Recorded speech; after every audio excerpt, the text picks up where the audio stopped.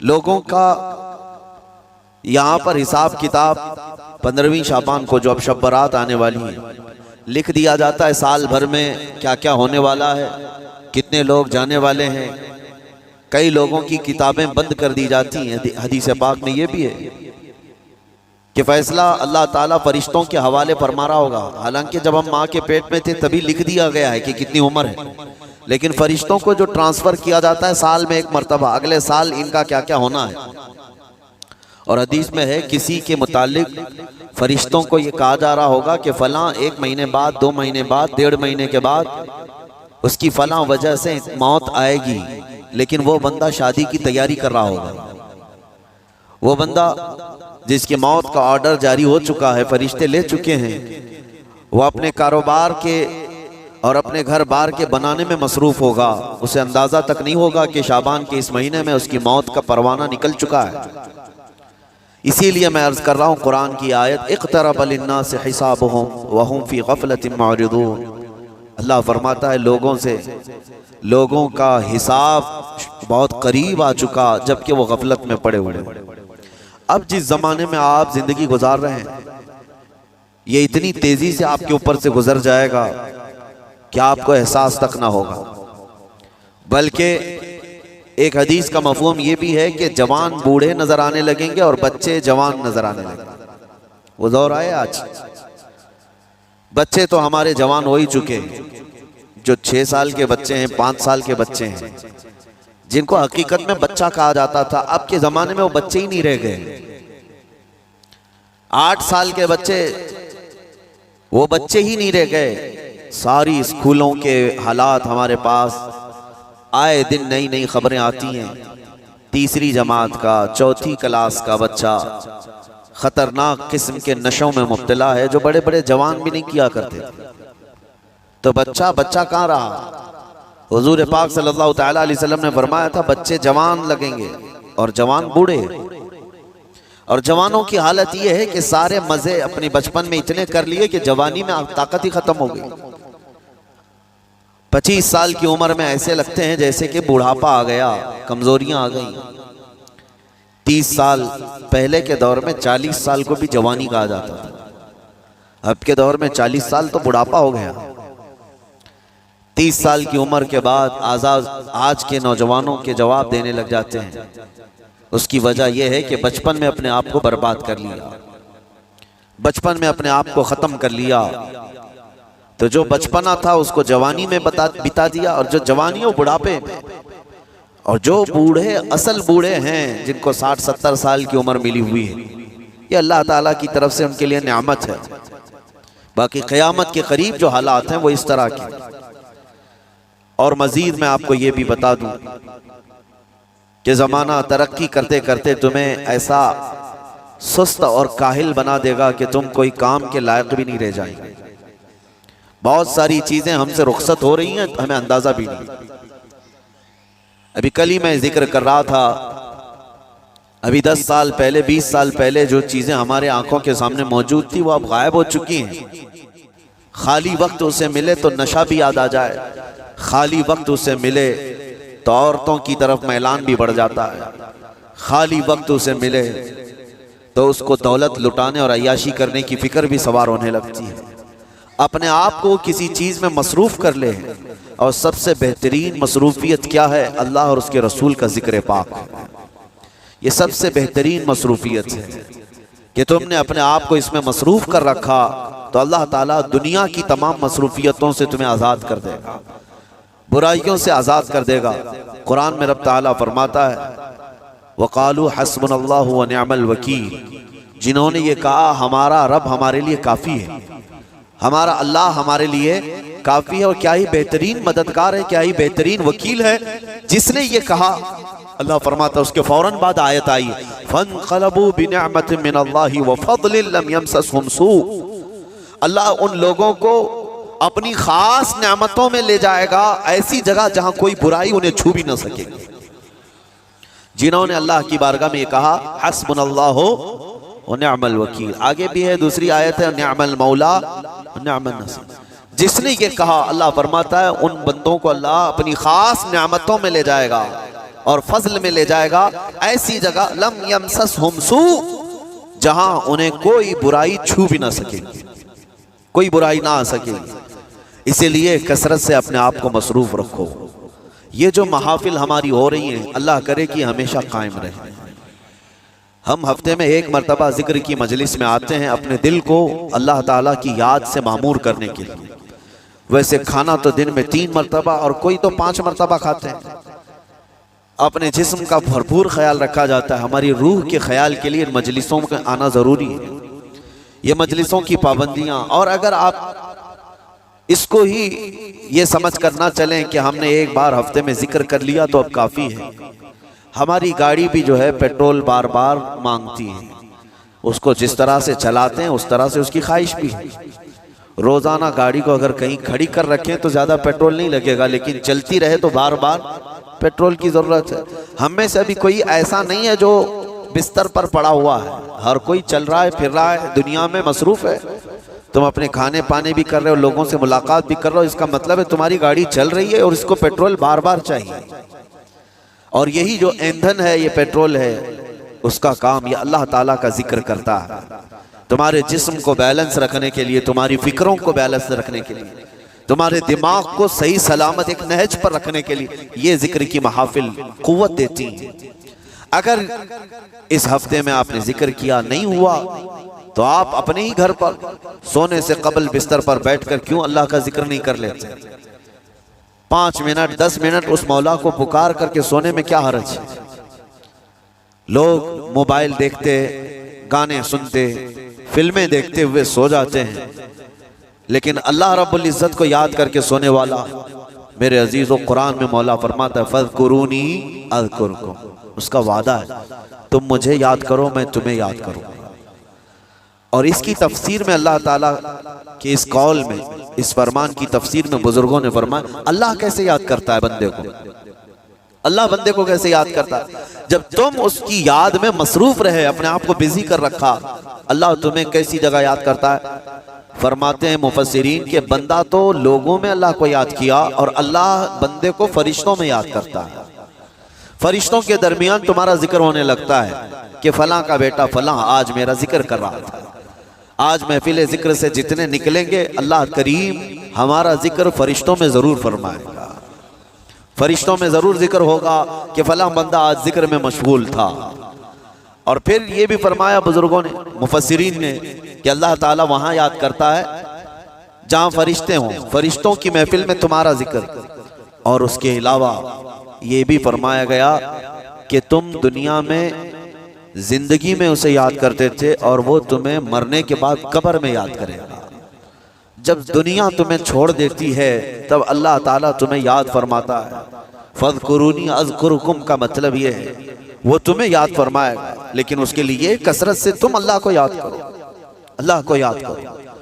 तो बहरहाल मेरे अजीज़ों, क़यामत की निशानियाँ जो हमने आज मुख्तसर आपके सामने रखी, वो बहुत तेज़ी से तुम्हारे सरों पर आ रही हैं और तुम्हारे हाथों से बहुत सारे काम अब छिन जाएंगे। अभी आप तरक्कियात में खुशी से बात करते हुए बैठते हैं ना, डिस्कस करते रहते हैं कि सुना है ऐसी कार आ रही है कि वो अब बगैर ड्राइवर के चलेगी, रोबोट से चलेगी। इसको तो हम खुशियों में डिस्कस करते हैं कि अच्छा ऐसा होने वाला है। पहले ऐसा था कि मोबाइल आप बटन के दबाते थे, किसी ने अगर खबर कर दिया कि नहीं बाद में सिर्फ टच करने से आता है तो आप कहते अच्छा ऐसा भी आने वाला है। लेकिन आप कोई कहे तो आपको कोई ताज्जुब नहीं, टच स्क्रीन, कोई ताज्जुब की बात नहीं, बिना ड्राइवर के गाड़ियां आ जाएंगी। इस तरह होते होते निज़ाम जिंदगी इस कदर बदल जाएगा, इस कदर बदल जाएगा। आज मेरी ये बात नोट करके रख लें, जिंदगी बाकी रही तो 10 साल बाद इंशाल्लाह हम मुलाकात करेंगे, अगर अल्लाह ने जिंदगी बाकी रखी। और उसके बाद फिर हमारी ये बातें मैच करके देखें कि क्या क्या हुआ है और क्या क्या दुनिया बदल चुकी। इसलिए मैं कोई भविष्यवाणी नहीं कर रहा हूं और ना ही कोई ज्योतिष बाबा हूं, तोता लेकर जो बैठता है, या तुम्हारे हाथों की लकीरें देख करके कोई फ्यूचर बोलने वाला नहीं। मुस्तफ़ा करीम सल्लल्लाहु ताला अलैहि वसल्लम की अहादीस से जो क़यामत के करीब होने वाले रोनमा होने वाले वाक़यात हैं। मैं तर्जुमानी कर रहा हूँ हुजूर की हदीसों की, इसलिए कि हमें पता है दुनिया के सारे साइंसदान झूठ बोल सकते हैं, मदीने वाले की बात झूठ नहीं। मेरे आका सल्लल्लाहु ताला अलैहि वसल्लम का फरमान झूठा नहीं हो सकता। इसलिए अगला दौर जो आ रहा है वो बड़ा सख्त तरीन है। अब आप देखें, मेहनत से आज हर चीज से मेहनत से तुम्हें निकाल लेना है।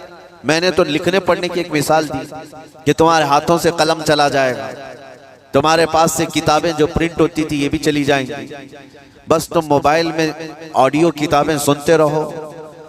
और दौर तो ऐसा होगा कि कुछ लिखना भी है, वो भी अभी आ ही चुका है। वॉइस कमांड जो होता है उसको बोलो, वो लिख करके दे देगा।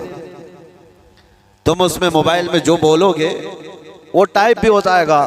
तो जब आपके बोलने से सब लिख भी जाता है तो कलम उठाने की जरूरत क्या है? कलम छूट गया तुम्हारे हाथ से, ये सब चीजें छूट जाएगी आगे। अब दौर के मुतालिक पेशेनगोइयां बाज साइंसदानों ने ये भी की है कि बच्चे पैदा करने के लिए शादी होना भी जरूरी नहीं। ये दुनिया का प्लान है, ये मैं फितरत खुदाबंदी को नहीं बता रहा, अल्लाह के कानून के खिलाफ है। लेकिन दुनिया ये भी चाहती है कि शादी की भी जरूरत नहीं, बच्चे हम लैब में पैदा करेंगे। लेबोरेटरी के अंदर माँ की जैसे रहमदानी होती है, बच्चा दानी, आर्टिफिशियल उसको तैयार करके उसके अंदर किसी मर्द के नुतफे को रख कर उसको वहीं परवान दिया जाएगा। न किसी ये शादी की जरूरत है, न कोई अक़द, न कोई एग्रीमेंट, कुछ नहीं। जिसको बच्चा चाहिए वो लैब से खरीद ले। हर तरह की चीजों से तुम्हें आरी कर दिया जाए। अभी तो बहुत सारे लोग सवाल भी करते हैं हमसे टेस्ट ट्यूब बेबी पर, टेस्ट ट्यूब बेबी के मुतालिक, जिसको बच्चे नहीं हो रहे हैं, क्या वो इस तरह से टेस्ट ट्यूब बेबी से, जो आज एक तरीक़ेकार है, बच्चे पैदा कर सकते हैं या नहीं? उसके कई तरीके हैं साइंस में कि उसी मर्द का नुतफा उसी की औरत में रख करके उसको परवान दिया जाए, और बाज दूसरे तरीके की किसी दूसरे का लाकर इसकी औरत में रख दिया जाए। ये तो सरासर हराम है, ज़िना है।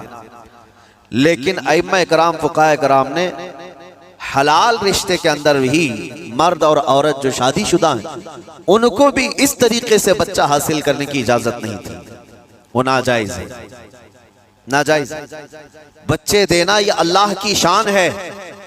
हज़रत अबू हुरैरा रज़ियल्लाहु ताला अन्हु हुज़ूर सल्लल्लाहु अलैहि वसल्लम की बारगाह में हाजिर हुए, अर्ज करते हैं अरब वाले लोग अज़ल करते हैं या रसूल अल्लाह, यानी बच्चे ना होना नहीं चाहिए किसी को, तो प्रिकॉशन लेते थे वो लोग। उसका तरीक़ाकार उनका अलग था अरबों का, वो इंजाल नहीं करते, उससे पहले जुदा होते। हज़रत अबू हुरैरा रज़ियल्लाहु ताला अन्हु ने हुज़ूर की बारगाह में पूछा कि ऐसा क्या करना कैसा है? नबी पाक सल्लल्लाहु ताला अलैहि वसल्लम ने इरशाद फरमाया, अगर रब तबारक व ताला चाहे तो भी बच्चे अता करेगा। कोई अज़ल कर ले, अलग हो जाए, अगर मौला को देना हो तो इस हाल में भी अल्लाह ताला बच्चे अता करेगा। जो मौला बगैर बाप के ईसा पैदा फरमाता। तो बहरहाल मैं बात अलग न चली जाए इसलिए अर्ज कर रहा हूं कि अगले दौर में सारे काम काज तुम्हारे हाथों से निकल जाएंगे, आरी कर दिया जाएगा और तुम्हें सुस्त और काहिल बना दिया जाएगा। और जब बंदे के पास कोई काम ही बाकी ना रहे तो उसका दिमाग शैतानी बन जाएगा और शैतान उसको हाँकता रहेगा सुबह से शाम तक, शाम से सुबह तक। और मैं आपको बता दूं, दुनिया ये चाहती है कि रात को दिन बना दे, यानी कोई रात का तस्वुर ही ना रहे, ना अंधेरा है ना ही कोई इस तरह की तारीकी, बल्कि पूरा टोटल 24 आवर्स ऐसा ही उजाला दिखना चाहिए। तुम्हारी नींदें खत्म हो, किसी के लिए भी अंधेरा हो गया चलो सोएं, ये अल्लाह के जितने निजाम हैं उससे ये दुनिया छेड़छाड़ करने की कोशिश कर रही है। ये जो खुफिया ताकतें हैं दुनिया को जो चला रही हैं, वो फ्रीमेसन हो और सीक्रेट तंजीमें जो आज दुनिया में काम कर रही हैं, वो कानून खुदावंदी से छेड़छाड़ करना उनकी फितरत है, आदत है। हर चीज जो अल्लाह ताला की बनाई हुई, पहाड़ों को अपनी जगह से हटा देना। अरब में आज पता है आपको, सऊदी में सबसे ज्यादा पहाड़ काटे जा रहे हैं।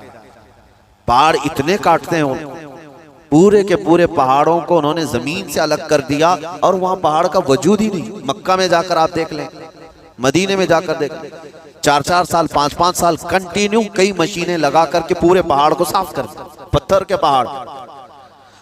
असल में ये निजाम कुदरत है, पहाड़ यूं ही नहीं बनाए अल्लाह ने जमीन पर। वल जिबाल औतादा, ये मेख बना करके इसमें गाड़ दिए गए ताकि जमीन हिलने ना पाए। जमीन पानी पर है और जब पहाड़ों से छेड़छाड़ किया जाएगा जमीनों में जलजले आएंगे, इधर से उधर जमीन हिल जाएगी।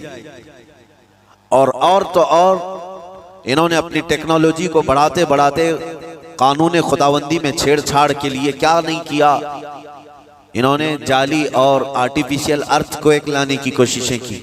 मसनूई जलजले, मसनूई बारिश होती नहीं, लेकिन पूरे क्लाउड को जमा करके, बादलों को जमा करके एक जगह और फिर उसको केमिकल के जरिए से पानी बरसा दिया जाए। लोगों को लगता है कि अबर छा गया और पानी आने लग गया, यानी बारिश भी मसनूई बरसाई जाए, हवाएं भी मसनूई चलाई जाए, पहाड़ भी काट दिए जाएं, जाली जलजले लाए जाएं। सुनामी को भी लाने की तरकीबें इन लोगों ने सोची कि ज़ेरे ज़मीन जो लावा होता है उसके अंदर धमाका कर दिया जाए ताकि पानी की मौजें बेकाबू होकर बहुत ज्यादा लहरें उठ जाएं और दुनिया में तबाही मचाएं। बीमारियां अल्लाह की तरफ से आती हैं, लेकिन बीमारियां ये लैब में बनाने की कोशिश करते हैं कि वायरस बनाए जाए और लोगों के दरमियान छोड़ दिए जाए, जिसको आज दुनिया की बड़ी ताकतें बायो वेपन कहती हैं। यानी हथियार सिर्फ गोला बारूद बंदूक और मिसाइल ही नहीं है, हथियार ये वायरस भी है, केमिकल भी है, दवाइयों की शक्ल में। ये बरसों से ये तंजीमें इस बात पर काम कर रही हैं, हत्ता कि ये निज़ाम कुदरत को, निज़ाम खुदाबंदी को पूरे अक्सर बदलने के लिए इन्होंने मर्दों को औरत बनाना, औरतों को मर्द बनाने की भी मुहिम छेड़ रखी है। ट्रांसजेंडर, इन सब को खास कानूनी हक दिया जाएगा और मर्जी से आदमी अपने जेंडर को, अपनी जिन्स को चेंज करवा ले। ये कानून खुदाबंदी में छेड़छाड़ है और इंसान को जिस काम के लिए पैदा किया गया था उस काम से उसको आरी कर दिया जाए, काहिल बना दिया जाए। इसीलिए देखें, वो रहमान मौला चाहे तो तुम्हें घर में बिठाकर खूब रिस्क दे, वो गफ्फार है जो चूंटियों को अपने सुराख में रिस्क देता है, मछलियों को पानी के अंदर रिस्क देता है, वो अशरफुल मखलूकात को क्यों नहीं खिलाएगा? लेकिन उसका हुक्म यह है, खुद इदा कुदियतिस सलातु फंतशिरू फिल अर्द, जब नमाज पढ़ लो तो जमीन में फैल जाओ और अल्लाह का रिस्क ढूंढो। ये नहीं कि घर में बैठ करके तुम पुकारते रहो रिस्क आ जा, रिस्क आ जा, रिस्क आ जा, ये नहीं है। तुम्हें क्यों, तुम काहिल और सुस्त ना बनो, तुम्हें फरमाएगा हाथ पैर चलाओ। नबी पाक सल्लल्लाहु ताला अलैहि वसल्लम ने इरशाद फरमाया, दुनिया का सबसे बेहतरीन रिस्क वो है जो अपने हाथों की कमाई, मेहनत से। और हुजूर फरमाते हैं, अल्लाह के नबी दाऊद अलैहिस्सलाम लोहे का काम करते और खुद अपने हाथों से लोहे को तपा करके नक्श बनाते और लोहे की जीरा जो जंगों में पहनी जाती ये बना करके बेचते थे और इसकी आमदनी से हजरत दाऊद अलैहिस्सलाम अपना घर चलाते थे। हजरत इदरीस अलैहिस्सलाम कपड़े सिलते थे, दर्जी का काम करते और अपना घर चलाते। हजरत इब्राहीम अलैहिस्सलाम घर बनाने का काम करते रहे। इसीलिए नबी पाक सल्लल्लाहु ताला अलैहि वसल्लम ने फरमाया, अल्लाह के सारे नबी अपने हाथों की कमाई खाया करते थे, कोई घर बैठ करके नहीं। जो लोगों को आज ये शौक है कि बस किसी को जायदाद में कुछ प्रॉपर्टी मिली तो किराए पर चढ़ा दो और किराया खाते रहो, क्यों मेहनत करना है, कोई काम क्यों करना है? मैं ये नहीं कहता कि किराया मत खाओ, खाओ किराया, लेकिन अपने जिस्म को ऐसा काहिल और सुस्त बनाओगे तो ये शैतान की आमाजगा बन जाएगा दिमाग, और इतने गुनाह करने लग जाओगे कि तुम्हारे कंट्रोल में नहीं रहेगा।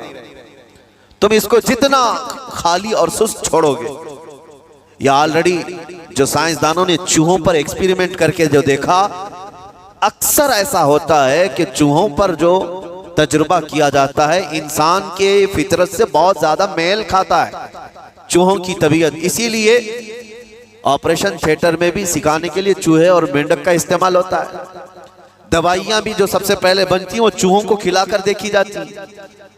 इंसान की तबीयत ज्यादा उससे मेल खाती है। तो जो चूहों को सारी सहूलियात दे दी गई थी तो वो आपस में शहवत में मुब्तला हो गए और एक दूसरे का कत्ल करने लगे। यही हाल इंसानों का भी होगा। जब इनको सारी सहूलियात एक जगह मिल जाएंगी तो ये एक दूसरे का कत्ल शुरू कर देंगे।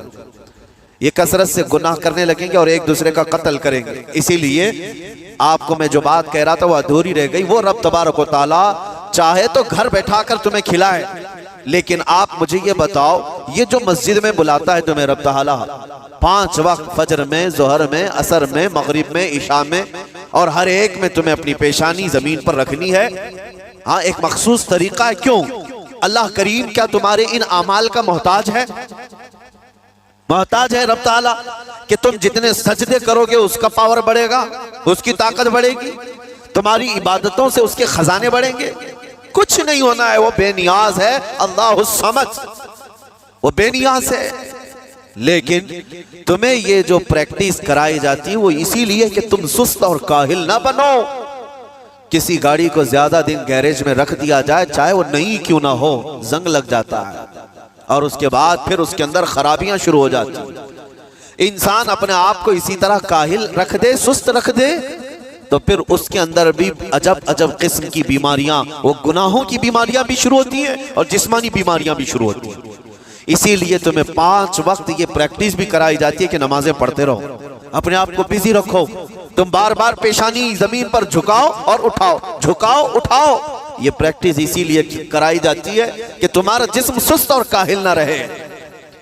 अल्लाह करीम बंदों के तमाम मसालेह और उन तमाम हाजतों को बेहतर जानता है कि बंदा किस में बेहतर तरक्की कर सकता है। इसीलिए मेरे अजीजों, अपने आप को खाली मत छोड़ो।